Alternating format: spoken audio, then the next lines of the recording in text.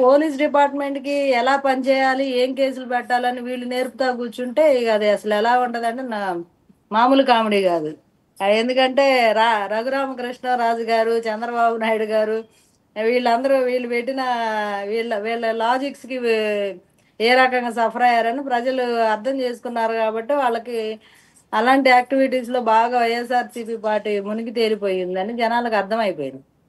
అంటే జగన్మోహన్ రెడ్డి గారు మన భారత న్యాయ వ్యవస్థని అవపోసన పట్టేసినట్టున్నారు. ఎక్కడెక్కడ లూప్ హోల్స్ ఉన్నాయి, దాన్ని ఎట్లా ఉపయోగించవచ్చు, లాయర్ల చేత ఏం చెప్పించవచ్చు అని. ఈ లాయర్లు కూడా చాలా పొన్నవాళ్ళు సుధాకర్ గారు రాలేదు ఎందుకనో, మరి ఆయన రెస్ట్ తీసుకున్నారు, ఏం డ్యూటీ ఎక్కినట్టున్నాడు.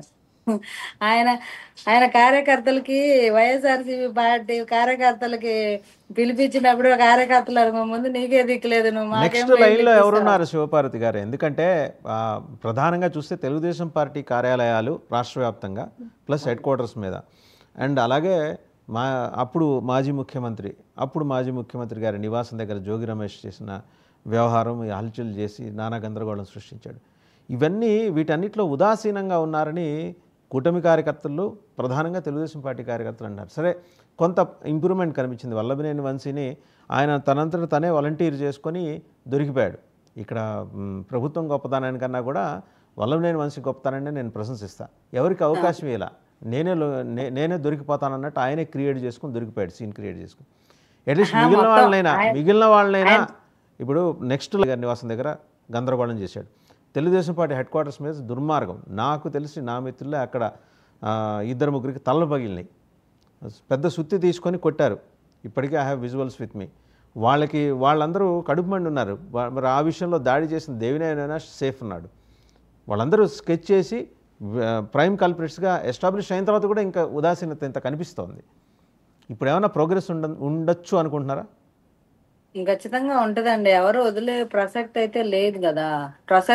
ఉంటే వల్లభనేని వంశీ గారు ఆయన ఏదో ట్రై చేశారు, కిడ్నాప్ చేశారు కాబట్టి అరెస్ట్ అయింది అనుకోవడం పొరపాటు. అంతకుముందు ఉన్న 16 కేసులు కూడా ఇప్పుడు వచ్చాయి కదా, క్యారీ ఫార్వర్డ్ అవుతున్నాయిగా, అవ్వకుండా ఏమి ఉండవు. ఇప్పుడు ఒక ప్రాసెస్ ప్రకారం పోలీసులు ఇన్వెస్టిగేషన్ చేసినప్పుడు సరైన ఆధారాలు సేకరించడంలో కొంత జాప్యం అనేది జరిగింది. అంత మాత్రానికి వాళ్ళని వదిలేసినట్టు కాదు, ఏదో వాళ్ళకేందో పట్టించుకోనట్టు కాదండి. ఖచ్చితంగా పట్టించుకుంటారు. ఒకసారి హోమ్ మినిస్టర్ గారు ఏం మాట్లాడారు చూసి సురేంద్ర నాయుడు గారి దగ్గరికి వెళ్దాం. అనిత గారు మాట్లాడారు, అలాగే సవిత మాట్లాడారు. ఆవిడేమన్నారంటే మహిళల్ని అవమానపరిచే విధంగా వ్యవహరించిన వాళ్ళు వాళ్ళ రాజ్యాలే కోల్పోయారన్నట్టు మాట్లాడారు. హోమ్ మినిస్టర్ కూడా చెప్పారు కర్మ సిద్ధాంతం పనిచేస్తున్నారు. ఒకసారి ఆవిడే మాట్లాడారు, చూద్దాం. తను చేసుకెళ్ళిపోతుంది. తప్పు చేసిన వాడికి ఏదో టైంలో శిక్ష తప్పదు, వెళ్తుంది. దానికి మనం రకరకాల మనుషులు రకరకాలుగా మాట్లాడుతున్నారు. నిన్న వైఎస్ఆర్సీపీ వాళ్ళందరూ బయటకు వచ్చి డీజీపీ ఆఫీసులో మాకు రిప్రజెంటేషన్ ఇవ్వలేకపోయాము, ఇలాంటి మాటలు మాట్లాడుతూ ఉంటే కర్మ సిద్ధాంతం అన్నది నాకేదో గుర్తొచ్చింది.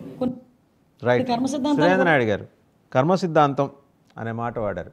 అంటే ఎక్కువ మన పోలీస్ ఎస్టాబ్లిష్మెంట్ చేయాల్సిన వర్క్ కన్నా కూడా ఎక్కువ కర్మ సిద్ధాంతం మీదే బ్యాంక్ అయిందా గవర్నమెంట్?